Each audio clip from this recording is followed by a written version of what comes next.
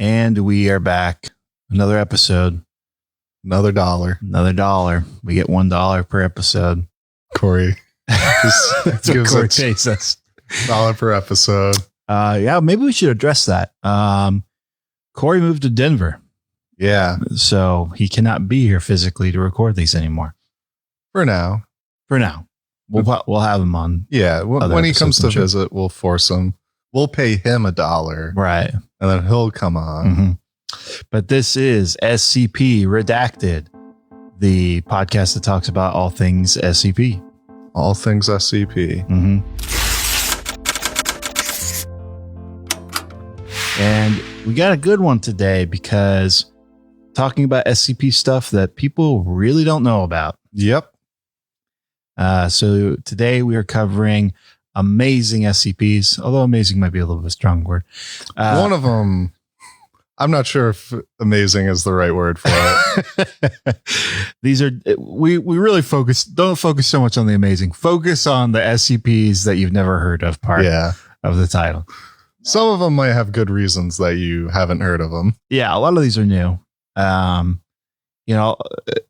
It was one of those things where we came up with this title and we were looking up the videos, and most of the SCPs that are legitimately amazing, like they're at least acknowledged in some sense. Like they might not be huge hits, but there's certainly underrated SCPs. You can go check out those. We did an episode on underrated SCPs, but we didn't want this to be another underrated SCP episode. We legitimately wanted, these are just SCPs. You just like, they have so little ratings.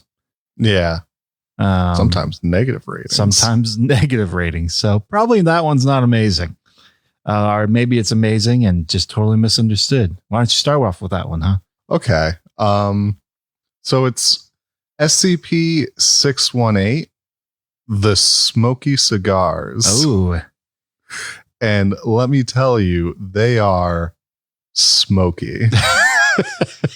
They're so smoky that when you smoke it, you get little cysts in your body. Ooh. Well, first off, when you smoke it, it's like it makes you hallucinate, and it's kind of like opium where you just get really relaxed and you start drifting out. Right. But then you'll find these cysts around you, and then eventually those cysts will burst, releasing more of the smoke, infecting more people. And that's sort of the gist of it. It's in the process of being rewritten. And I'm not quite sure why it's so hated upon, because it is at -44. I mean, don't get me wrong. That seems pretty, like it is what it is as an SCP. But yeah, I'm a little surprised. Is the writing poor on it? I mean, is it poorly written? It's a little poor. There's one part where they're like, "Yeah, the smoke. It smells like burning or smokiness." Okay, well, yeah.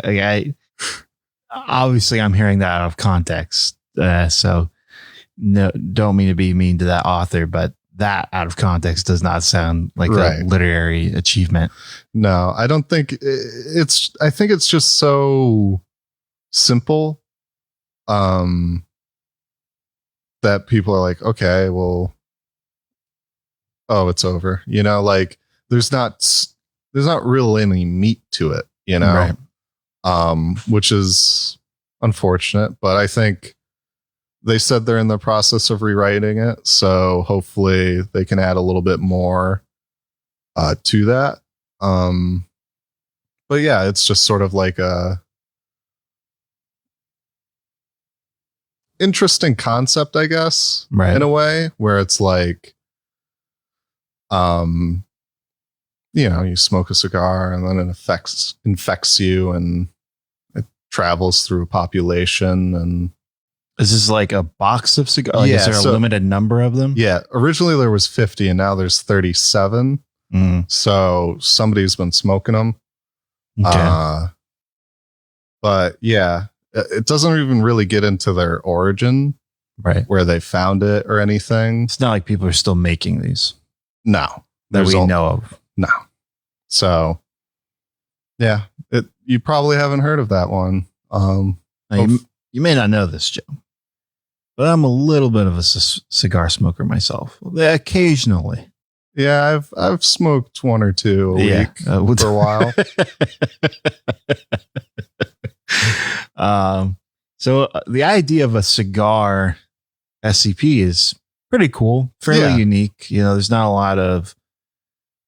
I can't really think of any other SCP off the top of my head that's like related to smoking paraphernalia, except for maybe SCP-420-J. Yeah. Classic J. But I like that idea, and I like the idea of being able to like hallucinate and stuff. For those who don't smoke cigars very often, you actually can get cigar sickness, or sometimes they call it tobacco sickness, where you get that sort of like lightheadedness that like cigarettes give you, but it also like physically makes you sick if you're like really inhaling a lot of the smoke and stuff, which you're not really supposed to do with cigars. But some people do.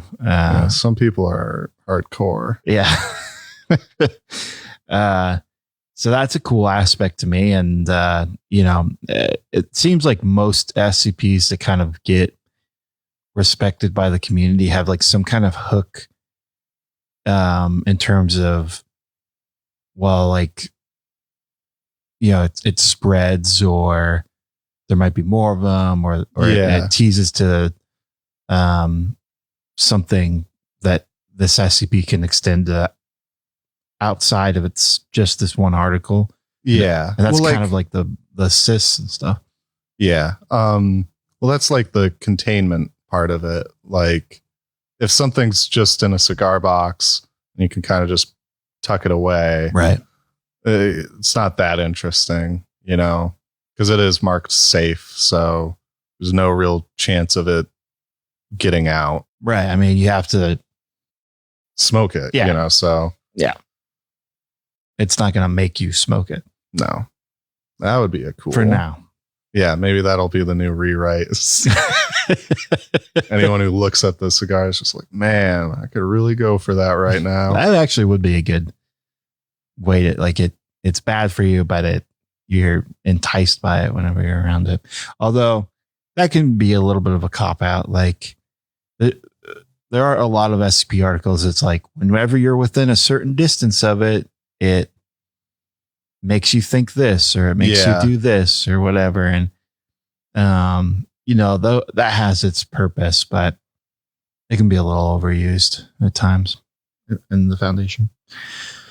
Well, I'll give you one. This is SCP-1245, also known as Whaling Ship 1245, 1245, however you want to say it. Actually, in the comments, how do you pronounce numbers on SCP? Because I mean, I would even think in universe they probably say it different ways depending on the person. But I wonder like what like the 04s and the 05s, people that are really like in charge, what their kind of like preferred speeches for these. Cause I feel like you wouldn't like the one that to me seems like you would never say it that way is if you said 1,245. Yeah. That just, it's like saying 2012, Right. 2012. Right. Maybe there's people. Do you guys say that? Do you guys, when you see these, you say 1,245? I would think most people would say 1245 or 1245. I don't know. Let us know though. This one, anyways, is the Whaling Ship. What sort of whales do they hunt? Well, all kinds of whales, Joe. So, it's the idea is that it's a completely autonomous ship. There's no crew. It runs completely on its own. It hunts orcas, dolphins, narwhals. All the cuties? Yeah, all the cuties. Belugas, I think it mentions as well. Stuff that, like, even if you are a person and you are a whaler, you wouldn't hunt. Yeah. No reason to hunt dolphins. Yeah. But it hunts them. It just hates whales, this thing. And it's been able to change itself so that it runs off the whales that it catches. It runs on blood. So it runs on whale oil, and it's built this crazy like conveyor belt style system where after it kills a whale. Oh, by the way, they have these big mounted cannon harpoon guns that are what kills the whale. But reels it in off the harpoon guns, and then it goes through these pipes and it dishes out the different parts of the whale, and like these crazy conveyor belts separate its different tissues and body parts, and it makes use of pretty much all the whale. So the whale oil gets burnt for fuel, but it uses whale tissue and flesh to build out parts of the boat. So at this point, the boat's 65-ish% whale. When's it going to start hunting itself? That's a very true point. That's an interesting concept. But yeah, this thing hates whales. It hates whales, and so it's becoming what it hates, right? But it uses basically only the adults. If it ever kills a infant whale, like part of a pod, those get basically thrown onto the hull of, like, the front of the ship, like as a display. Whoa. It's like a trophy, is what they say. That's really metal. Yeah, it's like, here's your babies. We made our ship out of you. We're coming for you. But yeah, no crew, no nothing. The Foundation was able to lure it in with whale songs, essentially, and they brought it into a harbor. And then one of the creepiest things about the article is the last addendum, where it's been trapped in this harbor for a long time, and at one point it was basically able to make its own like radio to message out, and you could read the whole thing, on the article. I don't remember it verbatim, but it basically just says, like, give us whales. Like, I need to kill the whale. I need to feel the hot blood of the whale. Give us whale now. Like almost something like a child, like throwing a tantrum. It wants to get out there and kill some whales again, man. Mm. Why would you want to kill a whale? Yeah. They're beautiful creatures. They're awesome. They are awesome. But yeah, it goes into some extra details, like, the sewer pipes are made from bones of the whales and stuff in the ship. And it's just crazy. Yeah. Not a very popular article, but it kind of reminds me of one that we talked about a couple weeks ago. The SCP-015, which is a bunch of pipes. Oh, right. Yeah. And but the pipes are made of all kinds of crazy materials, like bone and flesh and metals that aren't traditionally used for pipes.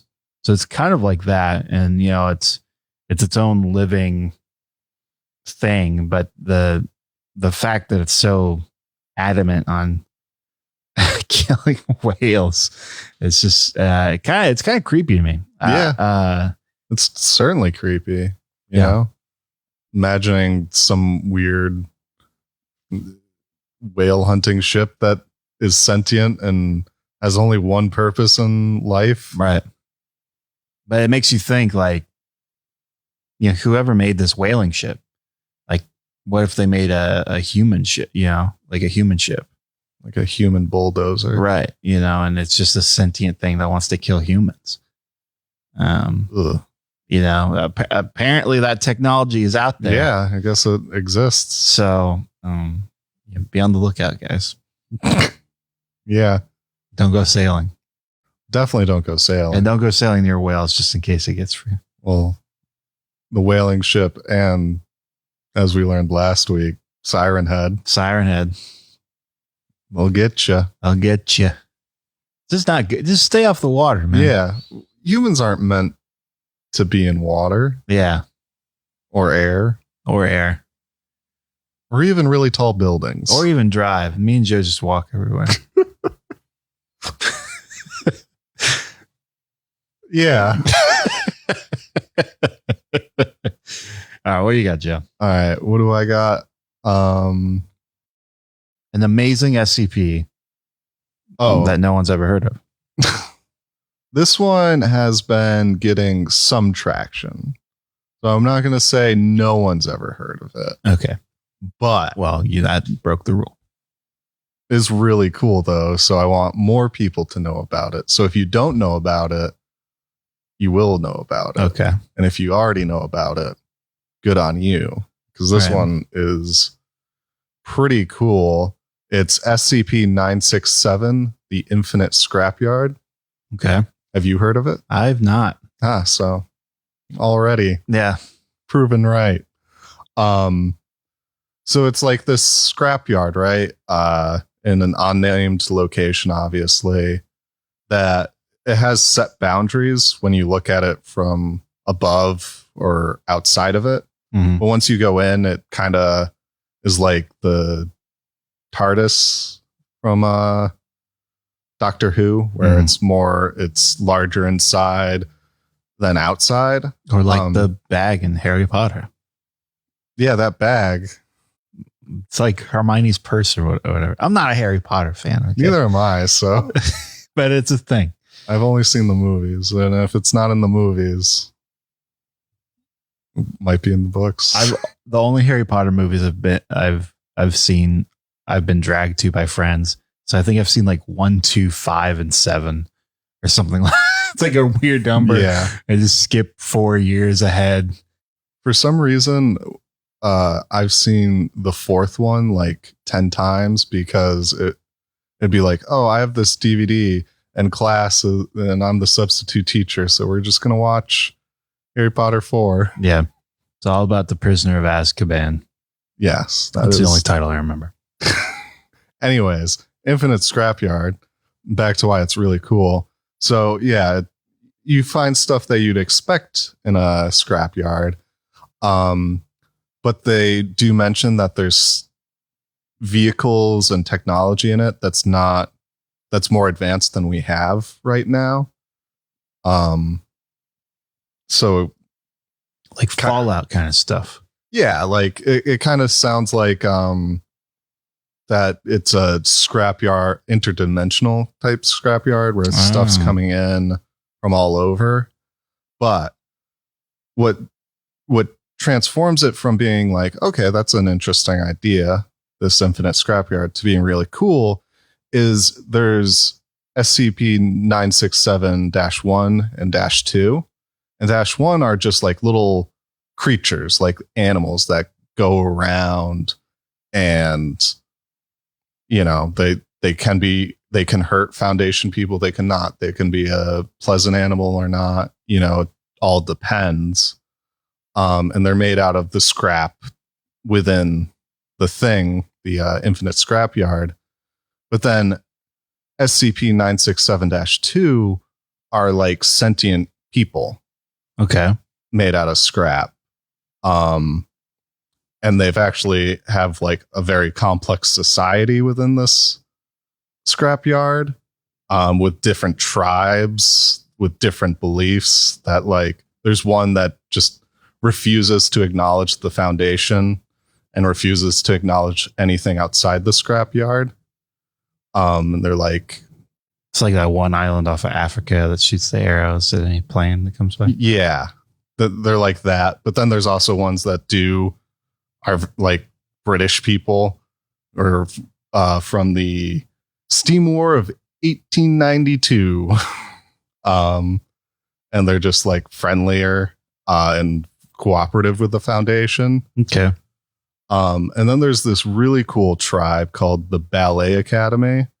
And they're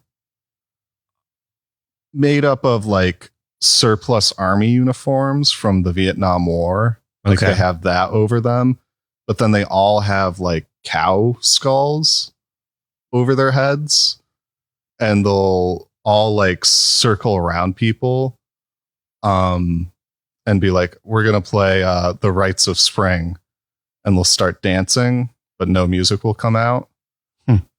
It's really interesting, and I want to find out if there's more tales set in this, because I think that's a very rich location. It's kind of like on London, where that's what I was thinking in my head.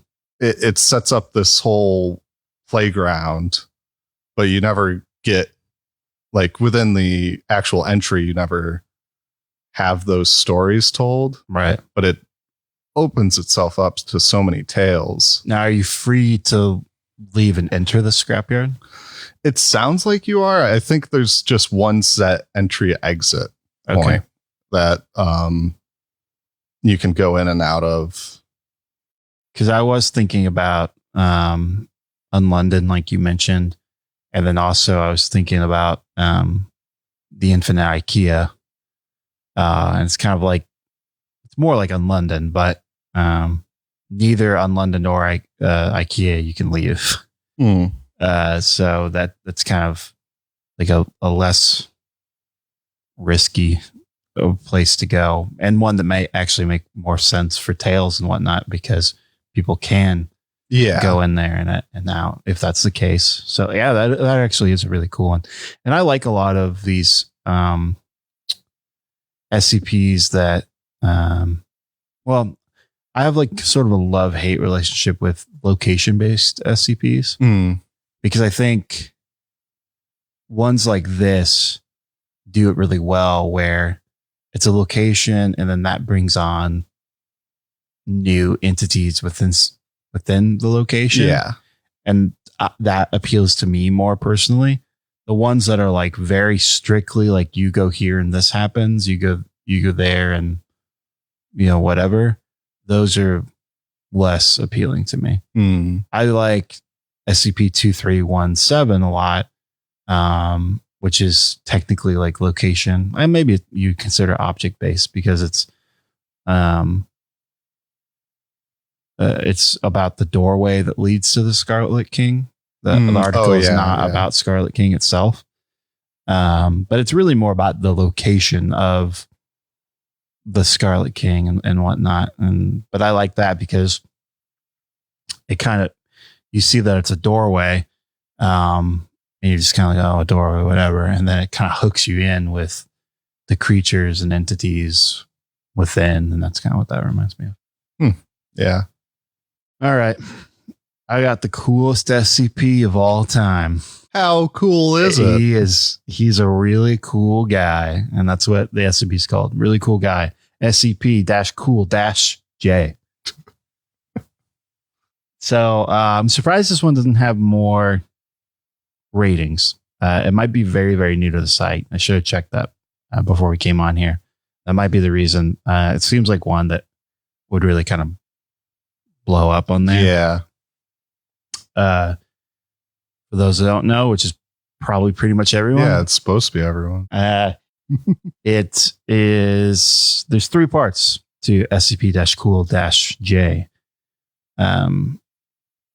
SCP-COOL-J-1 is a Caucasian male, and he's just a completely rad bro.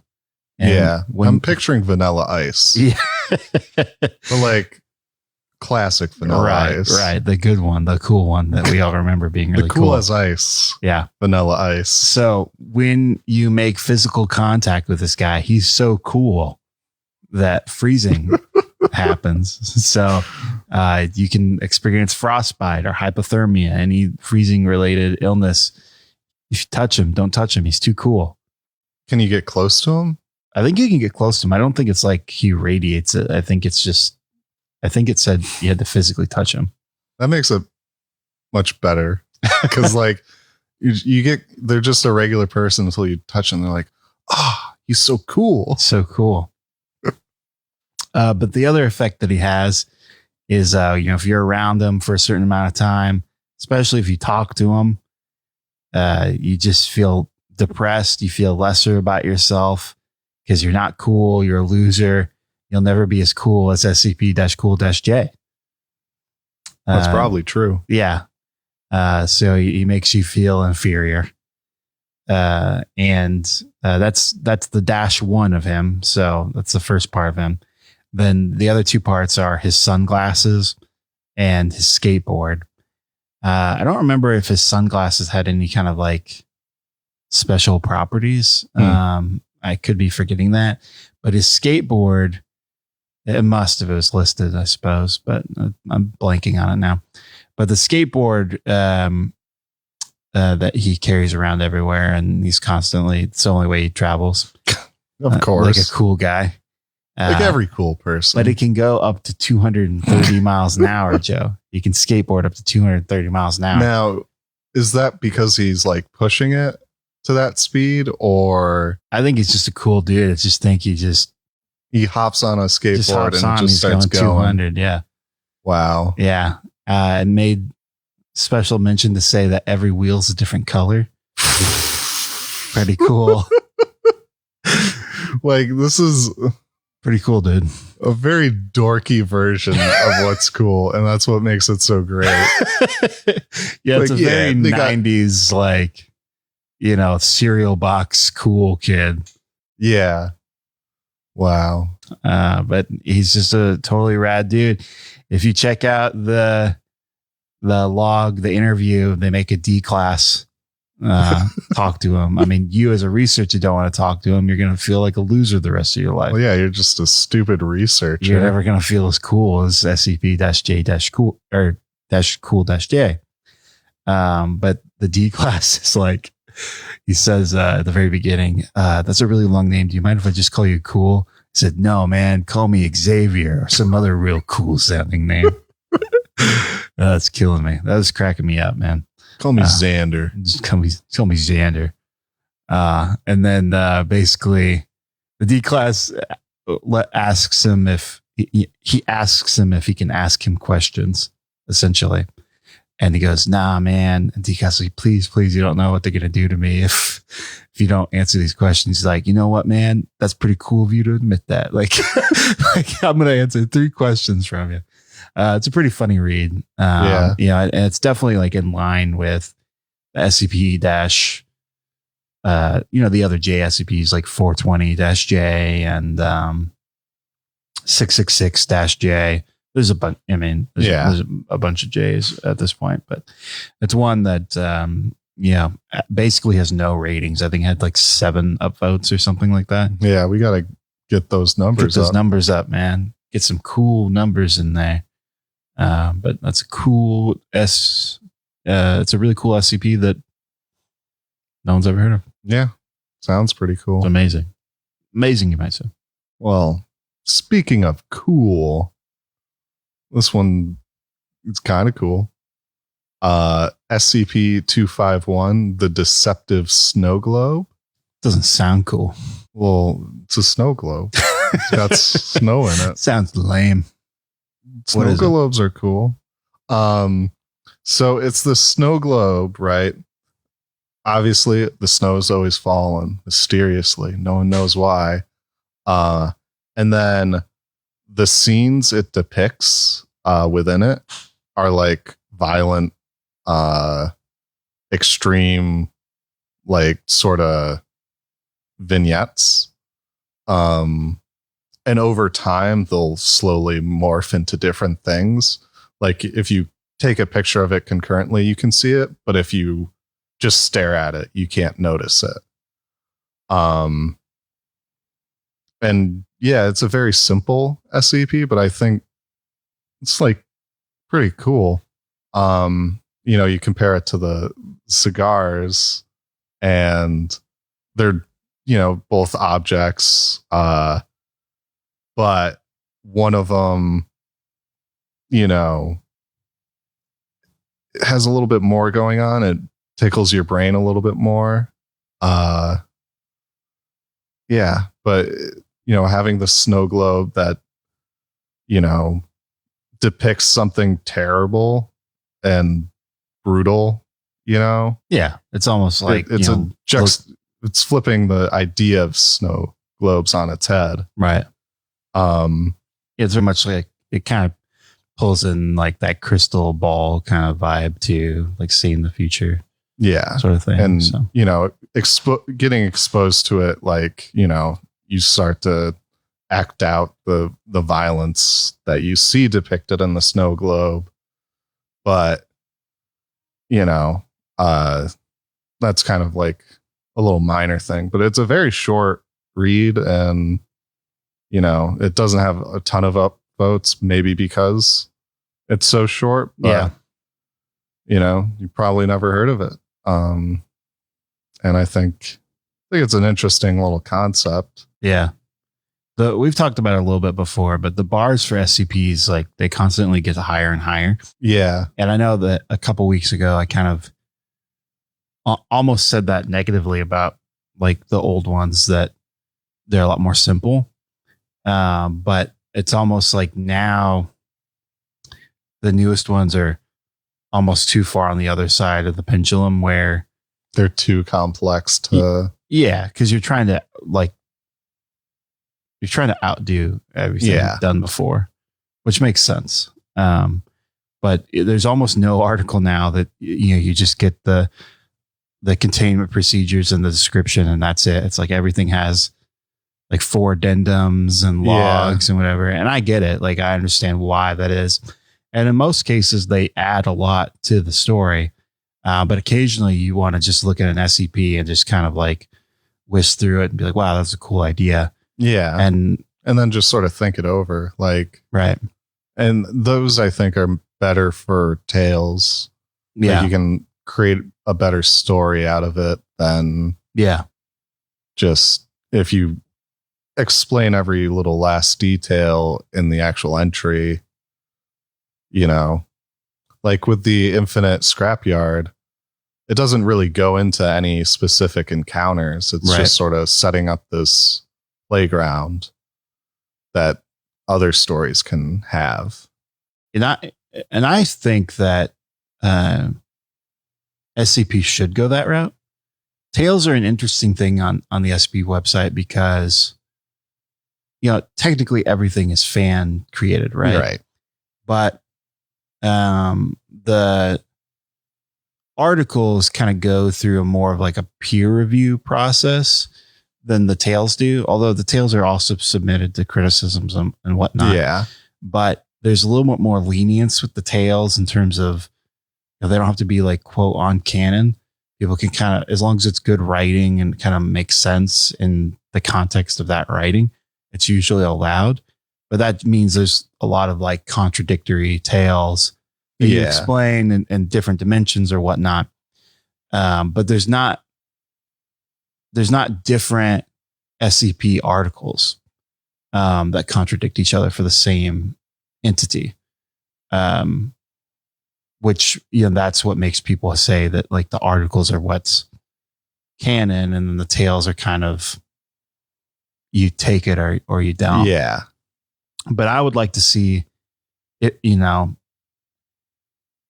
the tales that are more like on the side of fan fiction and more like literary being put into one category. And some articles do this, where instead of just an addendum and it pops open and you read the addendum there, it just then links you to a tale. I think that's the way the Foundation should go about it more often than just it links all these logs and whatnot.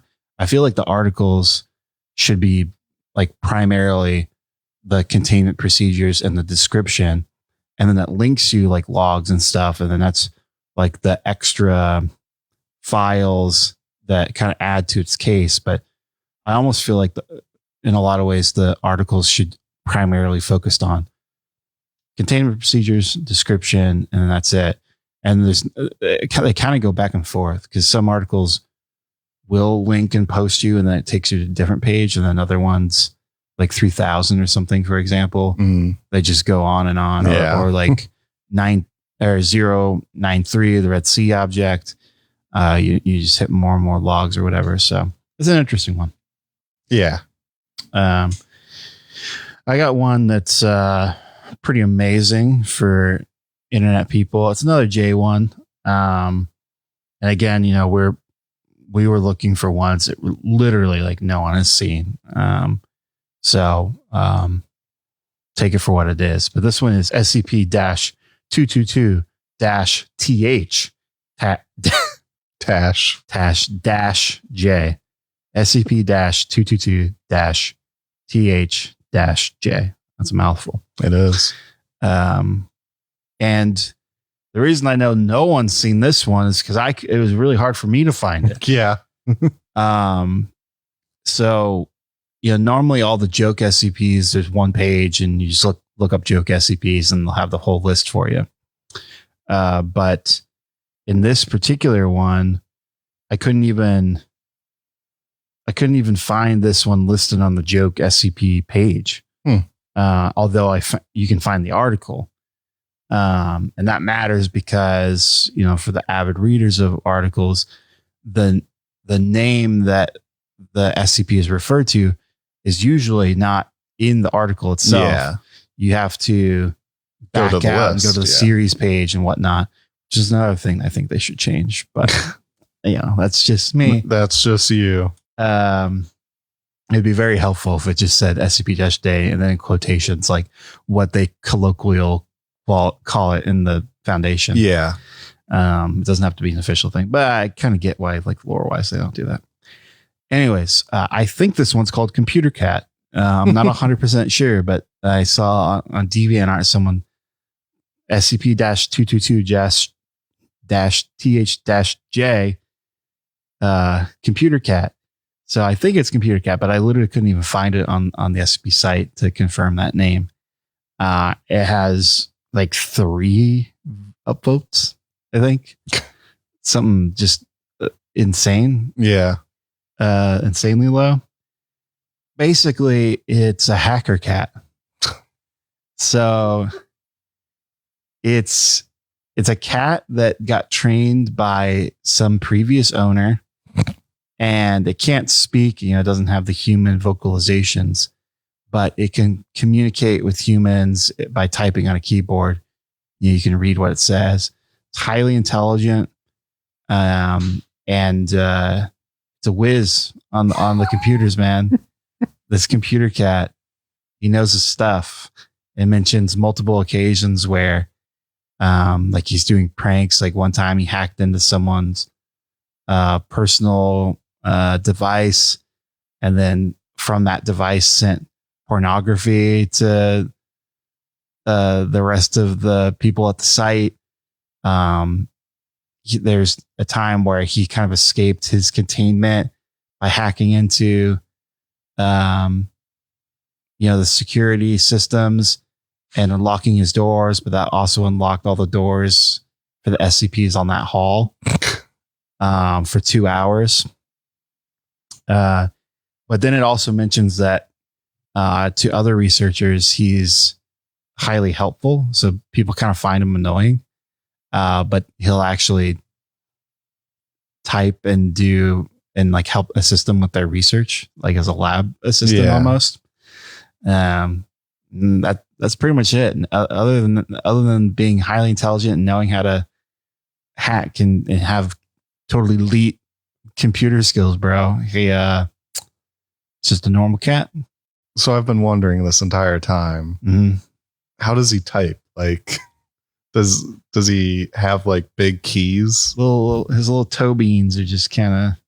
But like, I feel like it's just like, maybe it has like one longer nail, because like I don't think they have control over individual digits. I mean, I'm sure it's one key at a time. I don't know if he's like this crazy like fast typer. It might take him a long time to hack some stuff. But, he's like me, just one letter at a time. But he knows how to do it. That's the important part. That is the important part. Probably the only part, really. He's got all the time. One other thing the article really stresses is that he's obsessed with catnip. Well, who isn't? Who loves that? I mean, he is all about that catnip. And he kind of goes off on a big tyrant when he's like, hey, do you have any catnip? And the person interviewing doesn't even know what catnip is. And he just like explains what catnip is, and he's going nuts and using expletives. But hacker cats, they need their catnip. Apparently, they probably like giving them catnip because it keeps them, it keeps them calmer. See, the trick is you drink half a 2-liter, then you crush up some Doritos, pour that in there, then you got yourself a nice Dorito, Mountain Dew slushy. Yeah. I do think of the combo of Doritos and Mountain Dew as like a sensu bean for millennials, where it's just like you get that and you're just like, all right, I can do this paper or Let's whatever. Do it, man. Those are my SCPs. I think I had another one. Oh, right. SCP-2091. A bear and his granddaughter. Okay. This one's pretty interesting. Good starting premise. Yeah, a bear and his granddaughter.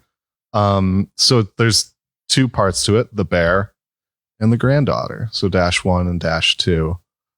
The bear is a sculpture of a bear. It's not a literal bear, but they've done, tests on it and x-rayed it, and it doesn't have organs, but it has like where they'd expect an organ to be. There's like a cavern, like there's a facsimile of organs within it. And then it also has the ability to, like, whatever it eats, it can kind of use that to regenerate any damage to it, but it'll just kind of like repurpose those items. But the thing that makes it interesting is the granddaughter is, whenever she's around it, it can move. So it becomes like intelligent and able to move around. And when she's away from it, it's just a statue. So essentially the story behind it is that, her grandfather, I think he was going to die, and like through some process became the bear, essentially, and transferred his consciousness into the bear to protect her. Okay. Because she was going to be alone at the age of 6, and that's when this started. And like it talks about how, there was a burglar that broke into the house one night, and the bear like nearly killed the person. And that's kind of how they got on the Foundation's radar. And now they're both kept separate by the Foundation and allowed to like mingle like for 90 minutes a day. But it's interesting because it's like a very personal, like sort of SCP. Yeah. Where it is this specific person that is experiencing it, and their life is kind of shaped by it, and that doesn't usually happen. Like with the cool guy, he's just cool. Yeah. He's always been cool. We don't even know his real name or anything. Yeah. Like it's very like SCP usually focuses on the anomalous part of what makes them supernatural or different, and not so much like diving into the character necessarily. Yeah. So that's what I liked about this one, is that it is a very human type story. Mm-hmm. There's an old, I don't know if it's like one of the official like Grimm's tales or not, but kind of an old sort of like offshoot of Snow White and Little Red Riding Hood is there's like a story where Snow White and Little Red Riding Hood were sisters, and they grew up in this cabin, and in the winter it was so cold that this bear would try to get inside the house, and instead of like shooing the bear off, they would let the bear come in the house and they'd give the bear milk, and let the bear stay inside. And then later, and they did that for years, and then they didn't see the bear for a long time. And I'm skipping like huge chunks of this story, but essentially later on, one of them is under attack by a person, like they're about to die, and then the bear shows up and saves them. And so it's a little bit of that kind of like this bear is almost takes like a fatherly kind of, in this case, literally, but in the Grimm's tale, metaphorically, but it saves and protects this girl. And I think stories like that really connect people. I'm sure some people have probably played the like Telltale Walking Dead game. I don't know if you have, Joe. No, but that they have multiple seasons of that game. I've played most of them, and they're all pretty decent, but the first one's the best because you play the character of this guy Lee, who he always wanted to have a child, and at the very beginning of the story, he's in the back of a cop car because his wife cheated on him and he killed the guy in bed, basically. But then once he gets to the group of the survivors of zombies, there's a little girl named Clementine, and he really connects with Clementine. It's like the daughter that he never had. And then the whole story is like him protecting Clementine, and then spoiler alert that he dies. But no. It's but that game was kind of like praised for its like heart, like people really connect when because there's sort of an innate instinct from most people, like men or women, to protect the young. And also it's just like it's an inherently interesting way to approach a family, where it's like the family bond is being constructed right before you, right? And that's always like a very fun dynamic to watch happen. Doesn't happen in the SCP though, so I don't know where I was going with that. Well, I'll tell you where we're going. We're going to end this episode. Oh, because that's it. Those are all of our SCPs that you guys have never heard of. Yeah. And if you have heard of them, good on you. You are one of the 7 people. Yeah. But yeah, let us know in the comments what kind of topics you'd like to see, ideas for future episodes. If you know an SCP that is really, really unknown, but you read it and you thought, wow, this is really awesome. People should know about this. People should cover it. I've been a big proponent of Bananazilla on this show. That's not this level of unknown. Yeah. But it was certainly, I think, underrated. But, there's constantly new SCPs all the time. And the more and more SCPs that we get, it's not like more and more and more are just going to get popular. There's going to be some that kind of shift and move up and down in popularity. And more it's going to be like this, where they're basically in obscurity. Yeah. But there's good writing in there. So, thank you guys for watching the SCP podcast. If you watched the entire thing, comment ding dong. Comment ding dong. Say ding dong in the comments. And then also go and buy our merch. We get the beautiful Tickle Monster mug here. Yeah. I'm only drinking water today, but that's sad. I'm drinking water too, but I need a lot more. High quality H2O in there. Anyways, thanks for watching. Bye.